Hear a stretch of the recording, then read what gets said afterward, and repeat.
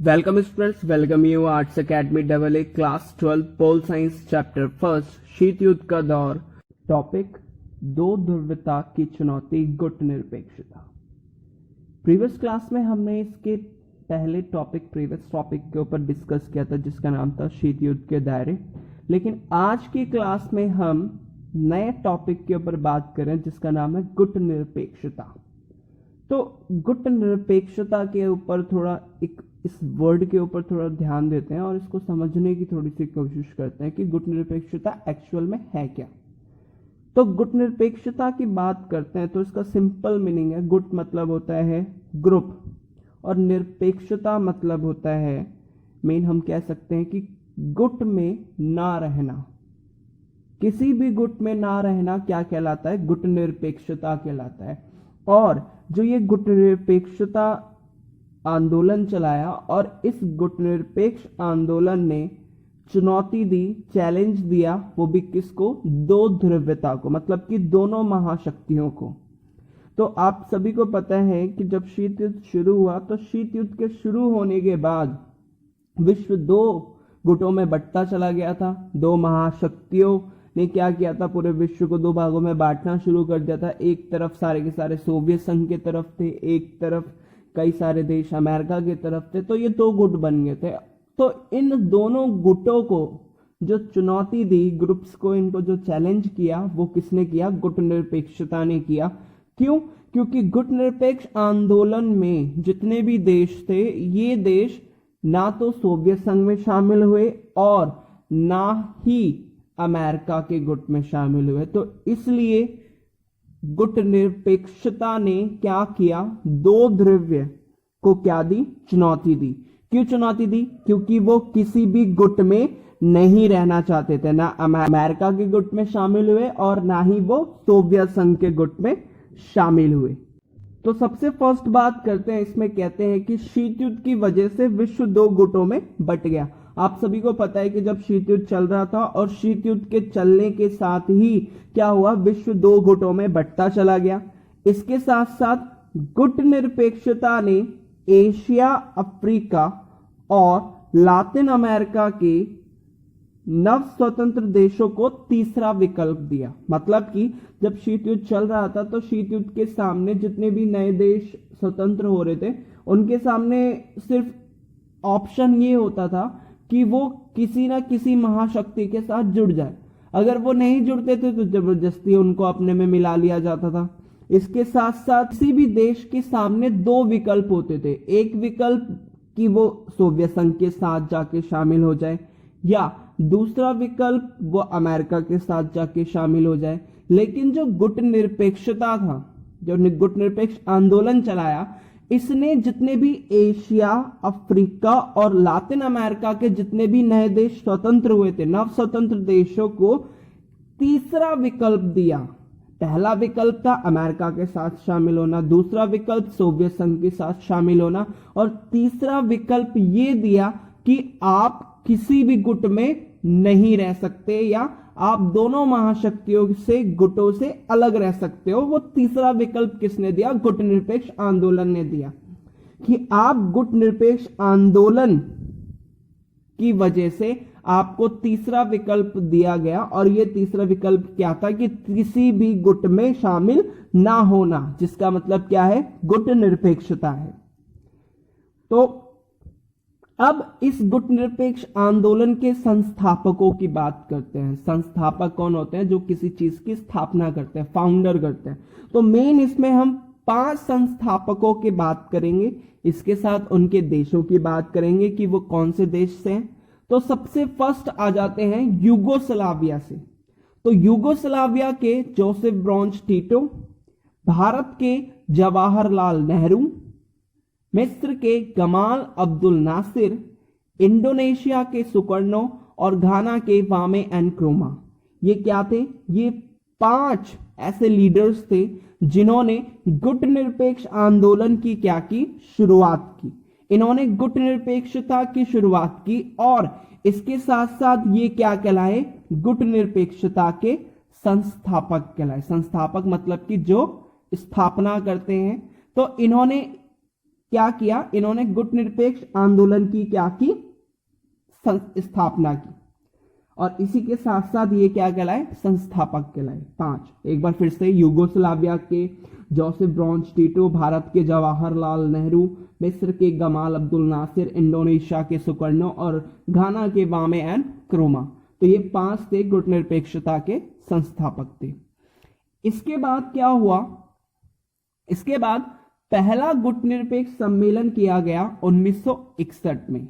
और कहां पे किया गया, बेलग्रेड में हुआ था।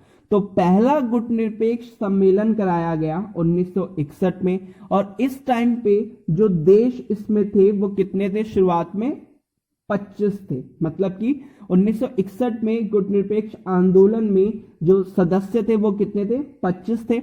इसके साथ साथ इस सम्मेलन में 3 बातें सबसे मेन रखी गई। सबसे पहली बात यह थी कि इन 5 देशों के बीच में क्या होगा, सहयोग होगा। मतलब कि जो ये संस्थापक देश हैं इनके बीच में क्या रहेगा, सहयोग रहेगा। इसके साथ साथ शीत युद्ध का प्रसार और इसके बढ़ते हुए दायरे। सेकंड इसमें पॉइंट ये रखा गया कि शीत युद्ध का प्रसार और इसके बढ़ते दायरे। इसके बाद थर्ड, इसमें तीसरी बात ये कही गई कि अंतरराष्ट्रीय फलक पर बहुत से नव स्वतंत्र अफ्रीकी देशों का नाटकीय उदय।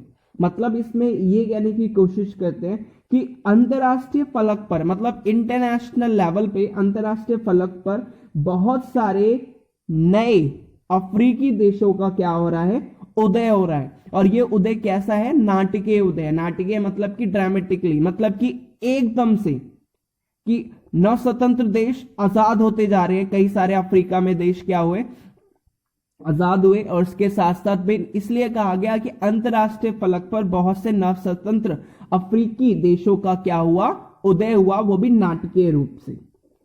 इसके बाद नेक्स्ट मैंने आपको यही बता दिया कि इसमें 1961 में सबसे पहले बेलग्रेड सम्मेलन किया गया था। सम्मेलन क्या होता है, सम्मेलन की अगर बात करें तो सम्मेलन कहा जाता है जहां पे मिलते हैं, जहां पे मिलन हो रहा है। तो ये मिलन 1961 में हुआ। किसका हुआ, गुटनिरपेक्षता का हुआ, सबसे पहला सम्मेलन किया गया। अब इसके 18वें सम्मेलन के ऊपर बात करते हैं। तो 18वां सम्मेलन इसका 2019 में हुआ था। और इसके साथ साथ 2019 में कहाँ पे हुआ था, ये हुआ था अजरबैजान में हुआ था, एक कंट्री है। इसके साथ साथ जब इसके सदस्यों की बात करते हैं तो 18वें सम्मेलन में जो इसके सदस्य थे वो 120 सदस्य थे। और इसके साथ साथ 17 पर्यवेक्षक देश इसमें क्या थे, शामिल हुए। पर्यवेक्षक देश मतलब कि जो ऑब्जर्वर कंट्रीज होते हैं, जो ऑब्जर्व करते हैं, ऑब्जर्वर्स होते हैं, पर्यवेक्षक उनको कहा जाता है। तो 120 इसके उस टाइम पे, मतलब जो सम्मेलन हुआ उसमें 120 सदस्य थे। इसके साथ साथ 17 इसमें पर्यवेक्षक देश थे। इसके बाद अब हम पृथकतावाद के ऊपर बात करते हैं कि पृथकतावाद क्या होता है। तो पृथकतावाद के अगर हम अर्थ के ऊपर बात करें तो इसका अर्थ होता है अपने को अंतरराष्ट्रीय मामलों से काट कर रखना। क्या कहलाता है, पृथकतावाद।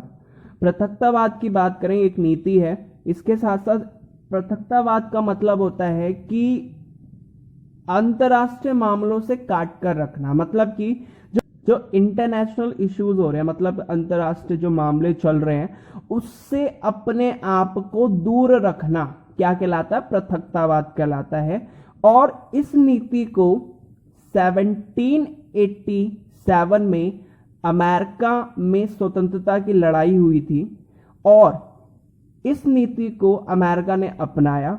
तो आपको समझ में आएगा पृथकतावाद क्या है। पृथकतावाद मतलब है अपने को अंतरराष्ट्रीय मामलों से काट कर रखना, अलग रखना। और इसके साथ साथ इस नीति को अपनाया किसने, मेन अमेरिका ने अपनाया था। अमेरिका 1787 में अमेरिका ने स्वतंत्रता की लड़ाई लड़ी थी। और इसके बाद से पहले विश्व युद्ध की शुरुआत तक अमेरिका ने अपने आप को अंतरराष्ट्रीय मामलों से क्या रखा, अलग रखा। तो 1787 में जब अमेरिका ने स्वतंत्रता की लड़ाई लड़ी तो उसकी लड़ाई के साथ उसके बाद ही अमेरिका ने पहले विश्व युद्ध तक अपने आप को अंतरराष्ट्रीय मामलों से अलग रखा। और इसी के तहत अमेरिका ने जो ये नीति पालन की, इसको किस नाम से जाना गया? पृथकतावाद के नाम से जाना गया। इसके साथ साथ अब नेक्स्ट इसी में बात करते हैं तटस्थता क्या होता है। तटस्थता की बात करते हैं तो जो तटस्थता है इसका मतलब होता है, इसका अर्थ होता है युद्ध में शामिल ना होने की नीति का पालन करना। कि युद्ध में शामिल नहीं होना किसी भी तरह से मतलब कि सबसे फर्स्ट इसमें हम कह सकते हैं कि जो तटस्थता की नीति का पालन करने वाले देश हैं वो युद्ध को समाप्त करने में किसी भी प्रकार की कोई भी मदद नहीं करते।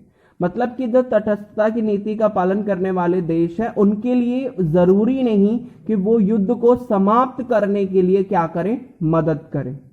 तो ये हुआ।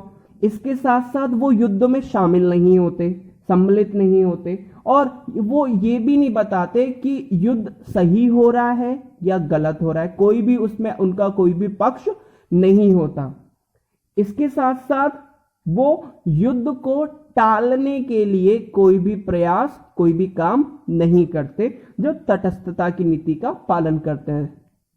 तो तटस्थता की नीति का पालन करने वाले जो देश होते हैं वो सबसे फर्स्ट वो एक तो युद्ध में शामिल नहीं होते, और युद्ध में शामिल नहीं होते इसके साथ साथ वो युद्ध को समाप्त करने में मदद भी नहीं करते, ना ही वो युद्ध में सम्मिलित होते हैं, और इसके साथ साथ ना ही वो अपने व्यूज देते, ना कोई अपना पक्ष देते हैं कि हाँ ये युद्ध सही हो रहा है या गलत हो रहा है, और इसके साथ साथ ना ही वो युद्ध को टालने का कोई भी प्रयास करते हैं। लेकिन जब हम इस गुट निरपेक्षता की बात करते हैं तो गुट निरपेक्षता मतलब भी यही होता है कि किसी भी गुट में शामिल ना होना।